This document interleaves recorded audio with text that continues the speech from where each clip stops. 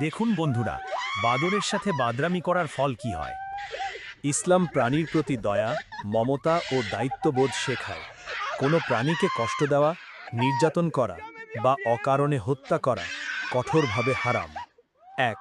প্রাণীও আল্লাহর সৃষ্টি। আল্লাহ বলেন, পৃথিবীতে বিচরণকারী কোনো প্রাণী বা আকাশে উড়ন্ত কোনো পাখি নেই যা তোমাদের মতো জাতি নয়।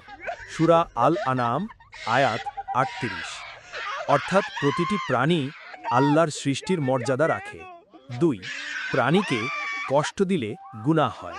রাসূলুল্লাহ সাল্লাল্লাহু আলাইহি ওয়াসাল্লাম বলেন, এক নারীকে জাহান্নামে দণ্ড দেওয়া হবে, কারণ সে একটি বিড়ালকে বন্দী করে রেখেছিল, না সে খেতে দিয়েছে না ছেড়ে দিয়েছে। সহিহ বুখারী ৩৩১৮, মুসলিম ২৪১৫। প্রাণীর ওপর নির্যাতন মানুষকে জাহান্নামে নিয়ে যেতে পারে। ৩. প্রাণীর প্রতি দয়া জান্নাতের পথ। এক ব্যক্তি একটি তৃষ্ণার্ত কুকুরকে পানি পান করায়। আল্লাহ তার এই কাজ পছন্দ করেন ও তাকে ক্ষমা করেন। সহিহ বুখারী ২৩৬৩, মুসলিম ২২৪৫। যে সৃষ্টির প্রতি দয়া করে, আল্লাহ তার প্রতি দয়া করেন।